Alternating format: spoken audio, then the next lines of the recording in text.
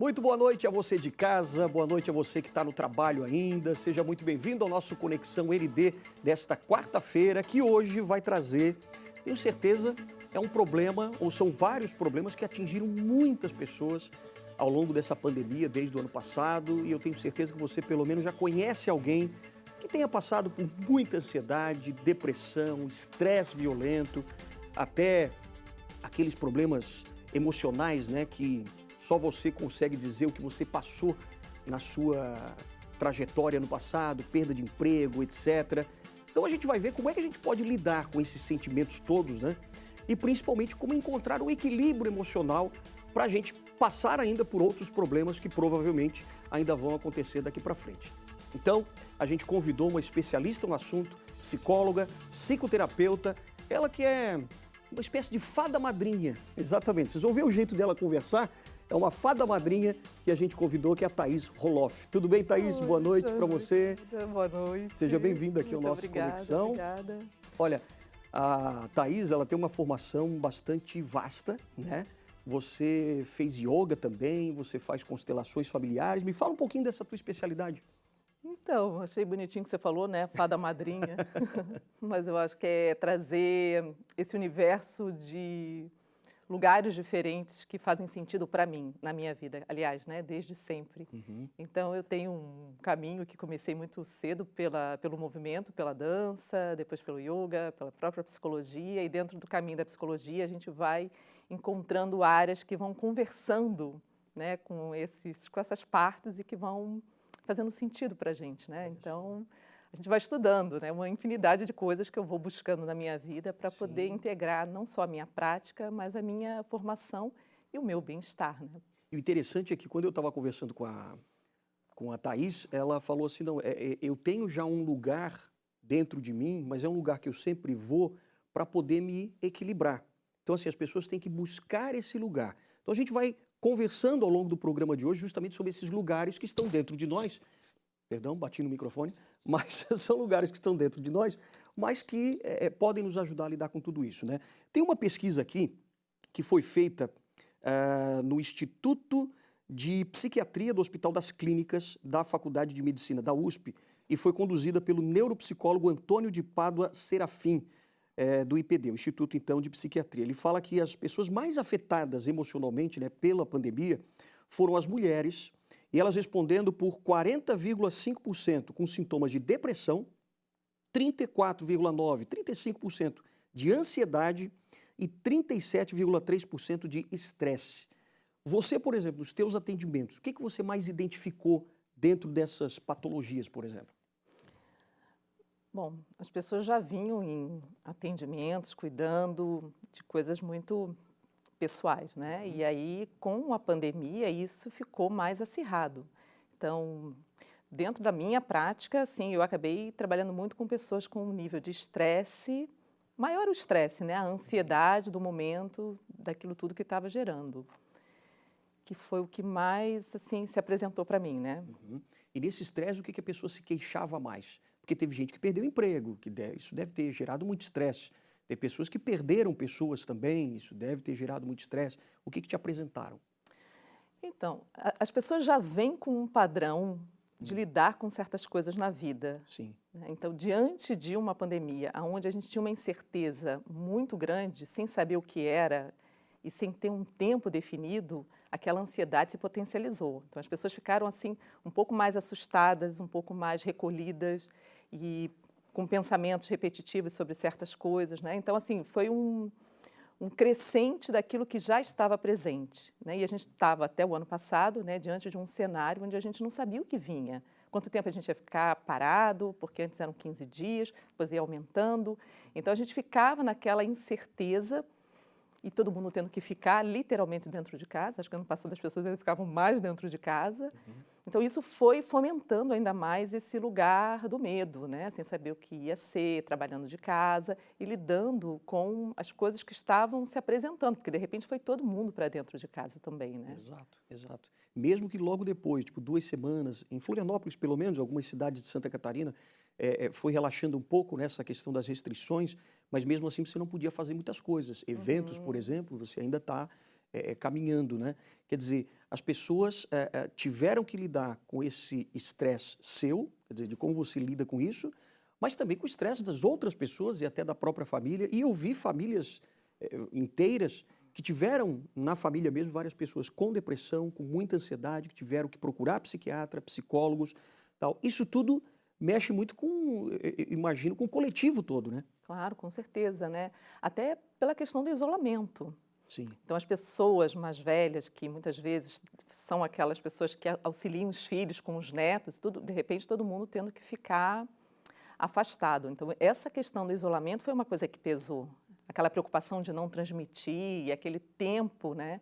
Então, isso foi uma coisa que foi mexendo também com esse lugar do afeto, principalmente dos idosos, né? Que precisavam estarem assim, mais atentos ao que poderia acontecer com eles, né? Então, isso foi uma das coisas também que pesou muito, né? Como é que você tenta trabalhar essa questão do estresse, da depressão, da ansiedade dentro do consultório? Como é que você tenta destrinchar esses problemas? Nossa, é um desafio, né? É um desafio. É um desafio porque não se trata de convencer o outro do contrário, né? Mas sim de levar a pessoa a mudar o seu paradigma de percepção. A gente é muito condicionado a querer respostas imediatas, ou pílulas mágicas, ou a mudar, ou a não sentir, como se sentir tudo isso fosse uma coisa terrível. Dá um exemplo. Não, assim, eu estou me sentindo triste, não posso sentir tristeza, né? Certo. Ou eu estou com raiva, ou o que seja. Né? Então, é como se sentir isso é algo que eu preciso deixar de ter. Deixar de sentir. E aí, assim, quando eu me abro a perceber isso, dizendo sim a isso, e vou fundo para ver aonde isso me leva, eu posso me abrir a uma riqueza. Mas isso é um processo, né? Então, não é uma coisa rápida. Claro. A gente viu, eu pelo menos assim, acompanhei pessoas que ficaram muito assim, apavoradas com essa questão, né, de se isolarem completamente, não saírem, não fazerem e ficarem preocupados, né? E isso vai acessando um ciclo de pensamentos de medo, algo que a pessoa já traz no processo dela. E aí você trazer a pessoa para um lugar de se perceber, ficar, respirar nisso, né? E ver o que você pode fazer a partir disso. Então, isso é algo que precisa ser trabalhado aos poucos, né? Então, e aí a gente pode trazer alguns recursos, né? Como estar junto com a pessoa, fazer uma respiração, ensinar algumas técnicas para que a pessoa possa se resgatar desses lugares, aprender a se resgatar sozinha, né? A solidão fez muito mal ou também pode ter feito bem para as pessoas nessa pandemia?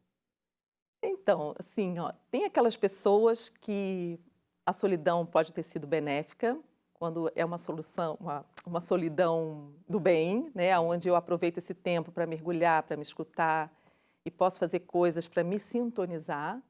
Agora, tem aquela solidão também que faz com que a pessoa se afaste ainda mais daquilo que ela já estava tentando voltar, né? Então, Eu vi que muita gente também teve raiva durante esse processo, né?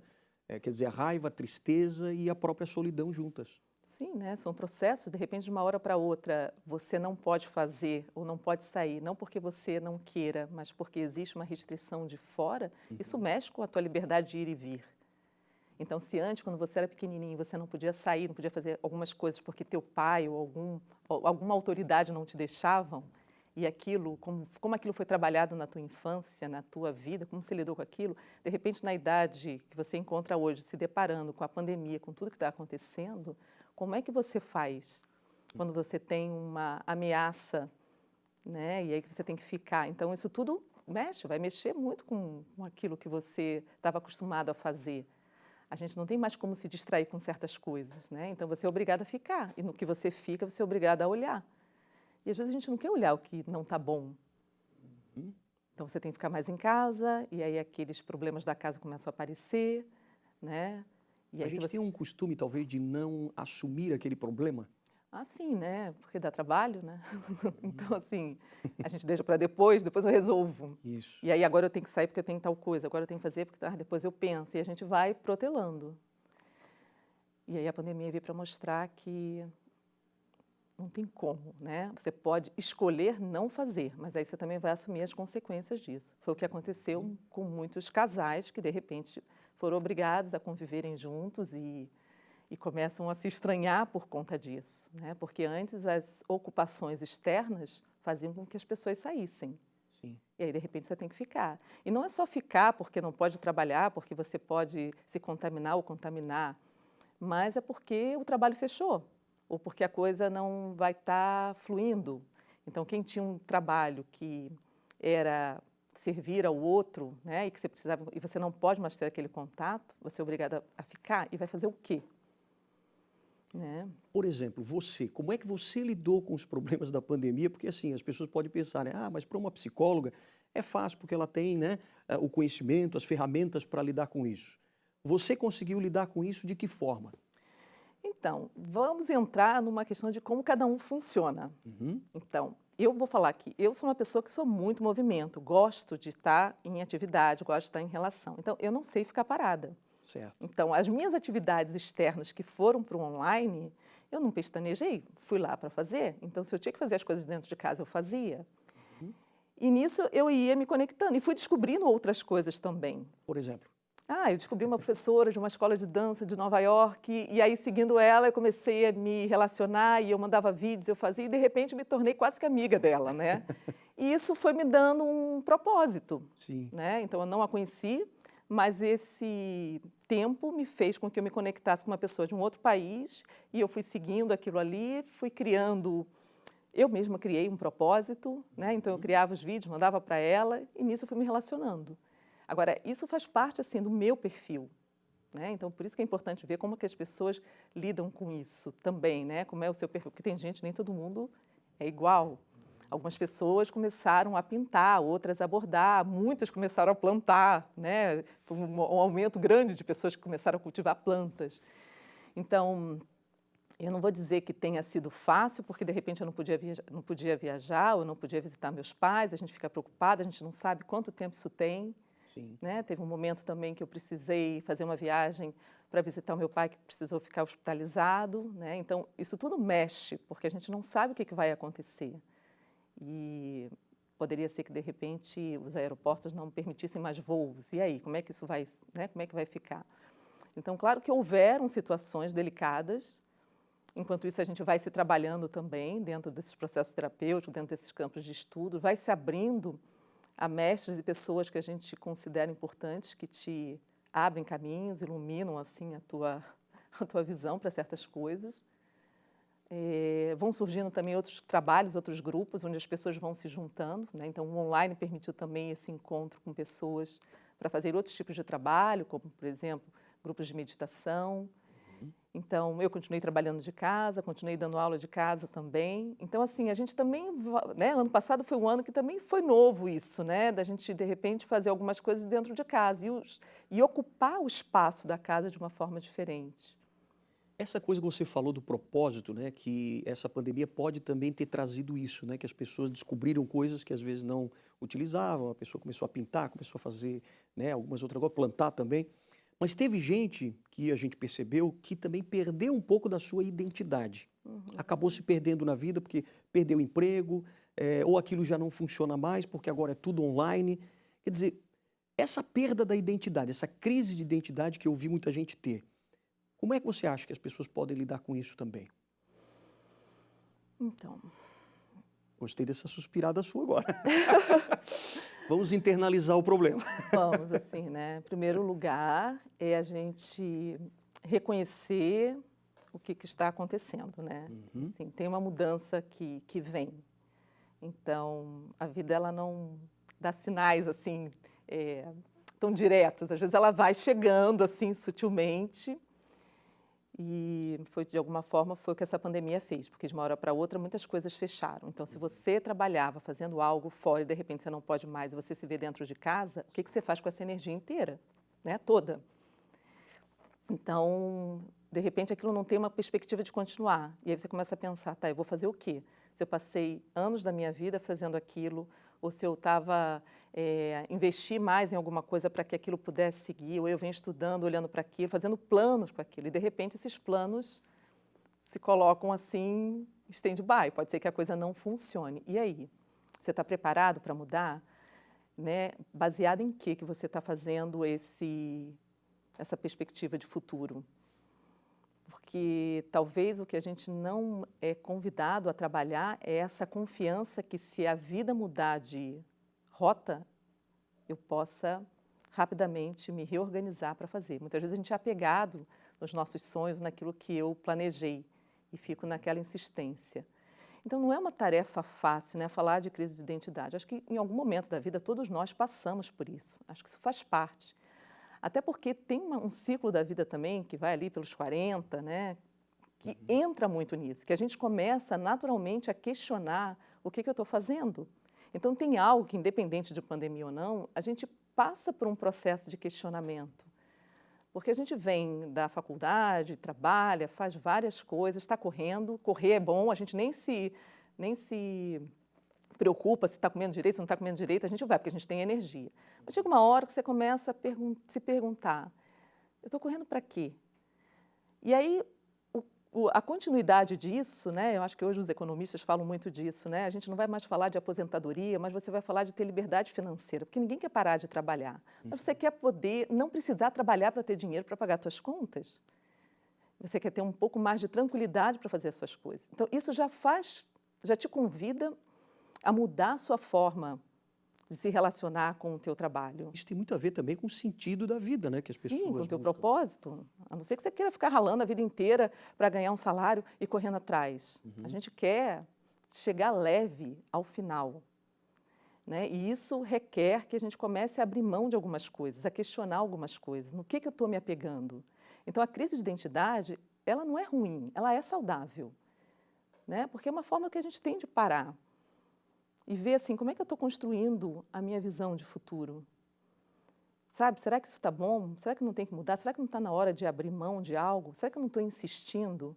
Porque é muito sutil saber se eu devo persistir, né? Ou se está na hora de eu deixar. Porque onde tem esforço, tem algo que não está bom. A vida precisa fluir. A gente precisa de leveza. Esse negócio de largar também é um fator de estresse violento, né, para as pessoas, né? De deixar ir. Porque a personalidade é a pegada. A gente não confia na trama. A gente não confia no que é melhor. A gente quer sempre controlar. Verdade. As pessoas falam muito da boca para fora. Ah, entrega nas mãos de Deus. Muito bonito, mas assim, não, entregar nas mãos de Deus é confiar na vida. É uma fé em algo que é maior. Então, eu não sei aonde a vida está me convidando a ir. Mas às vezes eu acho que tenho que ir para ali. E aí eu faço tudo para ir para lá. Mas eu não sei. Então, se eu me conecto, se eu paro e me abro e vejo aonde a vida está me convidando a ir, pode ser que ela me convide a ir a outro lugar. E pode ser que lá seja muito mais leve. Mas nós somos condicionados. Então, eu não posso sentir tristeza, não posso sentir raiva. E isso a gente conhece na criança. Exato. Desde pequenininho. Assim, se me permite trazer, ontem eu conversava com uma clientezinha muito fofa, muito querida, e ela falava de um sentimento de tristeza. Porque nessa fase dos 10, 11 anos, a dor delas é porque as amigas estão fazendo planos e ela não está incluída. Sim.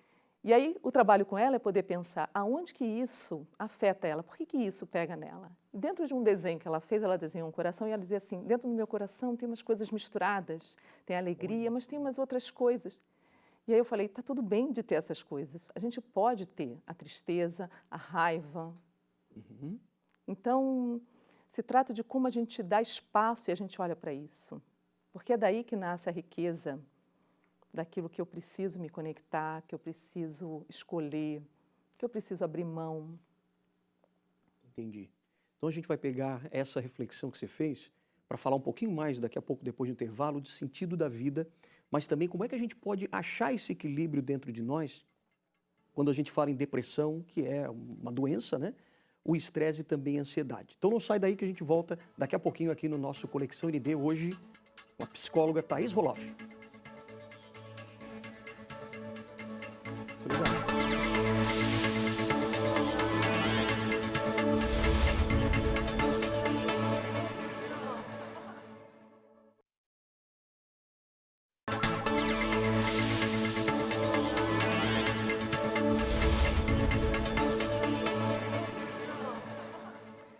O Conexão ND de hoje está indo fundo aqui nos nossos problemas emocionais, principalmente aqueles que nos afetaram muito, né, durante toda essa pandemia da Covid-19, depressão, ansiedade, estresse. Estamos conversando aqui com a psicóloga, psicoterapeuta Thaís Roloff, que já fez várias reflexões aqui com a gente, né, Thaís?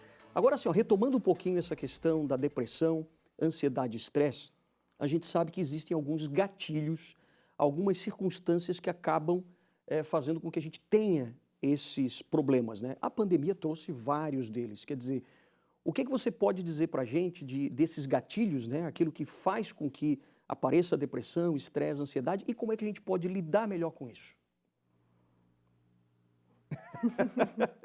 Já os três, assim, uma paulada só. Pegar uma lista de gatilhos, né? Porque Exato. são inúmeros os gatilhos. Desde os mais concretos, como dinheiro, doença, a falta de morte, dinheiro, né? a falta do dinheiro, né? Doença, morte, que são coisas que ficaram mais evidentes durante essa pandemia, como pequenas coisas que pode ser até a fala de alguém, que pode ser um gatilho para algo, né? Então, o importante é que as pessoas comecem a identificar que gatilhos são esses que fazem com que elas se sintam do jeito que elas se sentem, né? Que vem uma raiva, vem uma tristeza, vem um choro, vem um medo, vem uma ansiedade.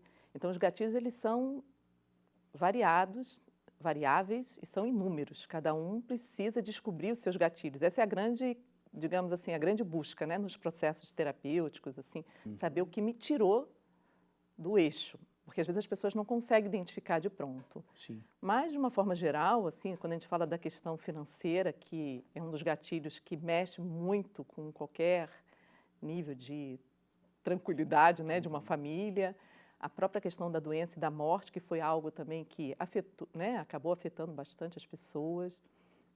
Então, lidar com isso é olhar para isso e ver, né, aonde que isso vai impactando, né, e o que você pode fazer para ir contornando.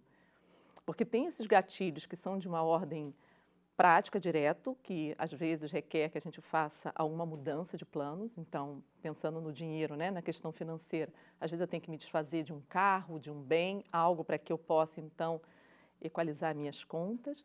Como, às vezes, vem gatilhos que têm um fundo mais emocional e que requer outros tipos de cuidado. Ir a um médico, um psiquiatra, né, um terapeuta, enfim, para poder ir dando uma tranquilizada. Mas nesse ponto até teve muita gente que disse assim, poxa, agora no meio dessa pandemia eu perdi o emprego, minha mulher está com depressão ou está estressada, com os filhos dentro de casa, e eu não tenho dinheiro nem para consultar um psiquiatra, não tenho mais plano de saúde e não tenho como pagar uma psicóloga também. Existe maneira de você trabalhar o teu mental numa hora dessa? Então, a primeira coisa é assim, ó, essa pandemia também trouxe um lado de solidariedade de muitas pessoas. Então, Sim. Hoje tem muitos grupos fazendo atendimentos gratuitos para as pessoas. Então, é claro que trabalhar o mental sozinho é um desafio, não é uma coisa simples. Então, Não é fácil. buscar ajuda é o melhor caminho. Então, muitos grupos surgiram. Aliás, já existem grupos terapêuticos, isso não é desculpa para as pessoas. Porque é muito fácil a gente dizer, eu não vou porque não tenho dinheiro para pagar. Existem terapeutas que são caros e tem terapeutas que conseguem ter um acesso gratuito. Eu, durante uns 7 anos, eu trabalhei com uma ONG, onde a gente oferecia trabalho de psicoterapia para a comunidade, e aí a gente vê o tipo de engajamento que as pessoas têm, né? Então, ajuda tem, né? A gente tem que buscar, tem que ir perguntando, existem grupos de apoio, nas igrejas tem grupos de apoio, então, vai muito de como eu estou disponível para buscar. Certo. Porque desculpas as pessoas sempre têm, né? Porque não tem isso, não tem aquilo. Então, trabalhar sozinha é muito mais difícil, o caminho é muito mais longo, né? As pessoas ainda usam essa fala, não, porque eu gosto de conversar comigo mesma, eu resolvo. Tá, não é assim que funciona, vai levar muito mais tempo. Porque vocês não têm as respostas, né? Não tem as respostas, não tem as perguntas adequadas, né? Alguém de fora que está neutro na história pode te ajudar a fazer aquela pergunta que você não fez, ou a olhar de uma forma que você não olhou. Né? Então, já muda todo o contexto quando você vai até um profissional para te escutar, porque você precisa se ouvir, você precisa falar, você precisa organizar seus pensamentos. Então, a própria escuta, a não ser que você tenha um bom amigo, né, que consiga te escutar. Uma coisa que eu tenho com uma grande amiga é a gente conversa muito por áudio. Né? E é muito interessante esse processo. A gente já falou disso, né, sobre essa escuta amorosa. Porque eu escuto um áudio dela e respondo para ela, ela só vai ouvir o meu áudio num outro momento. Então, quando eu estou escutando o áudio dela, eu estou escutando literalmente ela. E escuto ela de um lugar que normalmente é um lugar que eu estou bem, ou eu estou tranquila e pronta para ouvir aquilo. Sim. Então, a gente está falando muito desse lugar de se escutar. E um profissional, ele está preparado para te escutar. Esse lugar que você fala, por exemplo, que a gente pode buscar, é um lugar físico mesmo? Você vai lá para fugir de certas situações? Ou existe esse lugar dentro de nós também? Existem os dois, né? Assim, a natureza exuberante, ela é esse lugar físico. Uhum. Então, se você chega num lugar, e a nossa ilha tem vários lugares assim, e você observa a natureza com toda a sua beleza, com toda aquela majestade, você vai para esse lugar e você sintoniza com ela. Mas você pode não estar na natureza, e isso não te impede de trazer a natureza para dentro de você. Então, eu acredito que se a gente fecha os olhos e eu posso visualizar essa natureza, e mesmo quem não enxerga, mas pode ouvir, não pode ouvir, mas pode sentir, algo que te remeta a esse lugar de paz. Todo mundo tem condições de criar um lugar seguro, um lugar onde tem uma boa memória, um lugar que se sente bem. Então, se eu exercito isso, eu posso escolher. Hoje eu estou com vontade de dar uma volta na praia, colocar os pés na terra, caminhar num lugar arejado, num bosque, tá, eu vou. Isso pode ser muito bom. Mas se eu não tenho essa possibilidade, porque está chovendo, eu posso ficar no meu quarto, fechar os olhos e respirar. Aquelas pessoas, por exemplo, que dizem assim, não, eu não quero ir para fora. Teve muita gente que reclamou disso, eu não conseguia sair da cama. Sim. Como é que na cama, com aqueles pensamentos negativos, depressivos, né, deprimidos, enfim, e com estresse, ansiedade, como é que a pessoa pode lidar com esses problemas? Tem alguma dica, alguma coisa que você pode ajudar as pessoas que estão em casa e que muitas vezes conhece alguém nesses termos? É bem difícil, né? Porque se você está numa cama com os pensamentos, nossa, a tendência é que a gente vai ficando cada vez mais difícil de sair, né? Então, sozinho é bem complicado, né? Então, você tem uma pessoa que te apoie, que tem um olhar amoroso, que te queira bem, que possa te ouvir, que possa te tocar, né, de alguma forma, até assim como uma massagem nos pés, porque a gente sabe que as terminações nervosas, né, chegam em várias partes do corpo. Então, é uma forma da gente ir acordando. Mas a pessoa precisa querer, né? Às vezes é bem difícil, porque tem depressões bem profundas, mas ela precisa de ajuda. Então, assim, se a pessoa se dispõe a pedir ajuda ou se deixar ser ajudada, isso já é um passo. E as pessoas que têm alguém nessa situação, dentro de casa tal, precisam realmente ajudar, porque não é só uma preguiça, não é só uma... Não, a gente não pode brincar, né? A depressão é uma coisa muito séria, né? Uhum. Então, tem um tipo de depressão que a gente pode até mesmo se movimentar sozinho, levantar, pedir ajuda, e tem aquelas pessoas que literalmente estão no fundo, né? Que não conseguem mesmo. Uhum. Então, é bom que tenha alguém que possa ser essa ponte, que possa ajudar a levantar, que possa trazer algo, né? De alguma forma, tem que começar por algum lugar. Muita gente se questionou assim, ó, essa pandemia, qual é o sentido de tudo isso? Você já parou para refletir sobre isso? Eu penso que ela ainda está falando com a gente, né? E a cada ano e a cada momento ela vai falando de uma forma diferente. Ela fala para o coletivo e ela fala para o individual. O que eu sinto que, de alguma forma, a gente tem uma pandemia coletiva, né? Um destino coletivo, mas com consequências individuais. Cada um está lidando com isso e está se abrindo a essa riqueza de uma forma. Tem pessoas que estão ficando muito pobres, sim. Tem pessoas que estão ficando muito ricas. Tem pessoas que estão mudando de emprego, estão mudando de casa, estão mudando de companheiro, companheira, enfim. Então, acho que a pandemia ainda está falando, né? E ainda vai falar por um bom tempo sobre tudo isso, sobre o que tudo isso significa, qual é o meu papel como cidadão. Qual é o sentido da vida para você, Thaís? Nossa, o sentido da vida para mim... o sentido da vida para mim é ser feliz, ser leve, ser alegre, é ter prazer, liberdade. Como é que se conquista isso? Como se conquista? Primeiro, eu penso que a gente precisa trabalhar muito as nossas expectativas em relação à vida, porque a gente não vai ter tudo que a gente quer. E às vezes eu entendo que essa liberdade é ter tudo que eu quero, e não é bem isso, né?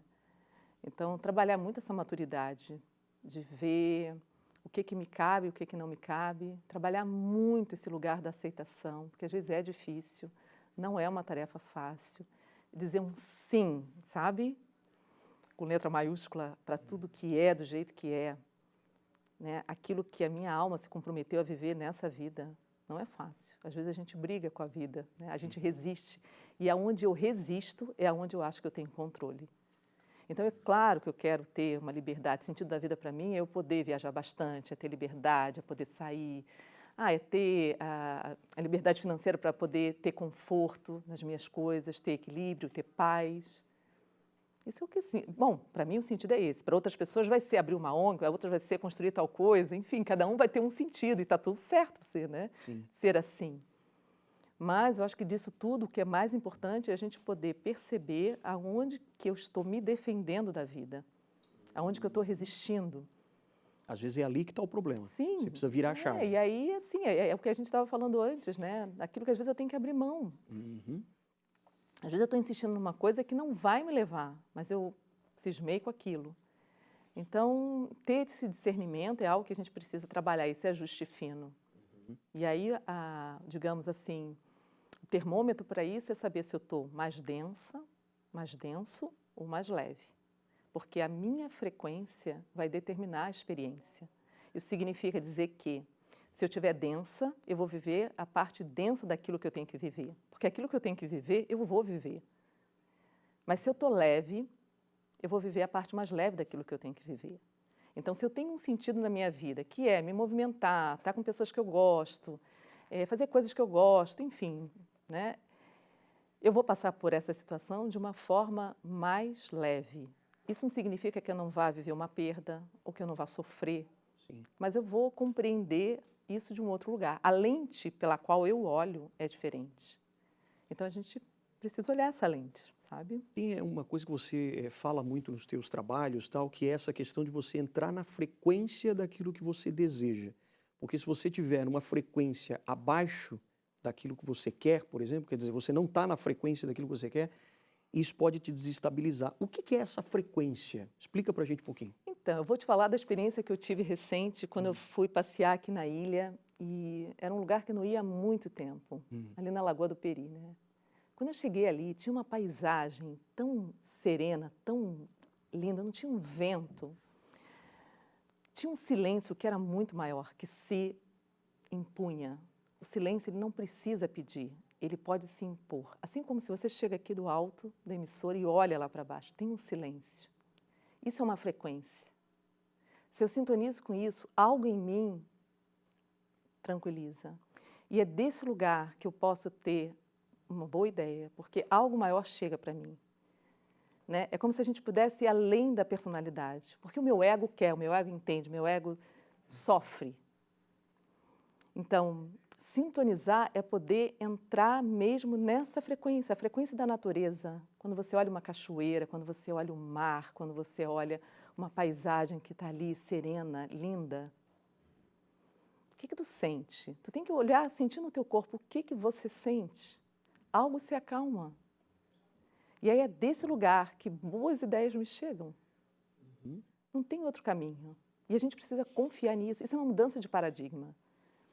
Pelo menos assim que eu acredito, que para mim isso faz sentido. E é o que me ajudou nessa pandemia também, a lidar com aquilo que não estava ao meu alcance de mudar. E teve algum paciente seu, por exemplo, alguma pessoa que você né, a psicóloga dessa pessoa, e que essa pessoa conseguiu evoluir, por exemplo, desde o ano passado para cá? Acredito que sim, né? Teria que perguntar para eles, mas acho que acredito que sim, porque... Pelo comportamento, assim, você tem sentido isso? Tenho. A gente vai, porque são ideias que a gente vai construindo junto, vai colocando, vem praticando junto. Quando eu digo praticar é isso, né? Respira, percebe no teu corpo aonde isso está, acalma um pouco, se abre. Algo na voz da pessoa muda, aquilo que às vezes estava ali, né, que ela não ia olhar, vem à tona. Então, a gente vai trabalhando pouco a pouco para se perceber em relação a isso. Então, não é uma mágica, a gente tem uma tendência a querer pílulas de, entendeu? Rapidez, então agora, o que vai curar? Agora é a vacina, é isso, é aquilo. Tá, não tem, sabe? Não Tem muitas dúvidas ainda em relação a isso Tem muitas tudo, né? dúvidas, mas a gente quer respostas, a gente não quer ter, entende? Uhum. Não tem, a gente tem que saber que é assim e vai ser, e tudo bem ser assim. Tem Né? tanta cobrança, né? Não, mas tem que ter agora. Tem que ser. Entendi. Qual é o problema? A vida é assim. Uhum. Né? A gente tem o sol, a gente tem a noite, tem a chuva, tem o trovão, eles estão ali vindo. Qual é a grande mensagem que você pode dar para as pessoas que hoje passam ainda por algum problema, seja de desemprego, seja o luto, né, pela perda de alguém, seja por essa crise de identidade, dúvidas, ansiedade, depressão, todos os problemas emocionais que uma pessoa pode ter. Qual é a grande mensagem, uma pílula que a gente pode dar para essa pessoa agora? 3 letras. Opa, Sim, nossa, sim. diga sim para aquilo, aceite. É. Mais do que aceitar, é assentir. Sabe, o sol não pede para vir. Não me cabe aceitar o sol ou não. Ele vem. Não me cabe aceitar a chuva, ela vem. Não me cabe aceitar certas coisas, a vida vai trazer. Então, isso é o que eu tenho tentado praticar. Às vezes é fácil, às vezes não é fácil. Eu posso dizer sim, mesmo com medo. Sim, é meu tempo. Ainda é muito novo para mim, sim. Mas esse sim é o primeiro passo de assentir. E esse assentir não é se conformar. É um lugar de eu me render que algo é maior. A vida vai me encontrar aonde quer que eu esteja.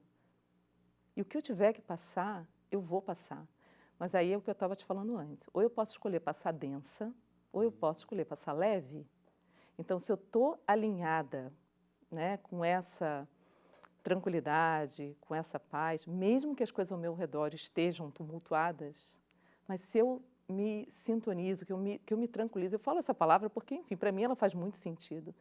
Que é isso, é você parar, é fechar os olhos, é perceber o teu corpo, perceber a tua respiração. Isso te convida a entrar num lugar de observador de você mesmo. Isso te ajuda a sair do ego, porque o nosso ego está dizendo, está certo, está errado, para cá, para lá, não é? Ele quer controlar tudo. Aí a mente fica igual um macaquinho que fica pulando de galho em galho. Uhum.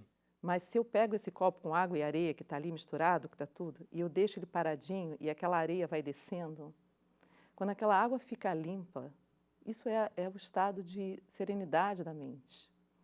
Perfeito. Então a gente tem que aprender a lidar com essa nossa mente que é tagarela. E aí, às vezes, caminhar é um excelente movimento, porque o caminhar permite que você vá estimulando o teu cérebro. Isso está mais do que comprovado. Uhum. Então, cada um tem que buscar aquilo que ajude a sair mais cedo. Maravilha. Thaís Roloff, foi um belo bate-papo com você, obrigado. Eu que agradeço. A gente volta na quarta-feira que vem com mais um Conexão ND. Ótima noite para você, obrigada, Thaís. Tomara que tenha obrigada. feito sentido para as pessoas em casa, né? Com certeza. Valeu. Grande abraço para você também, até quarta-feira.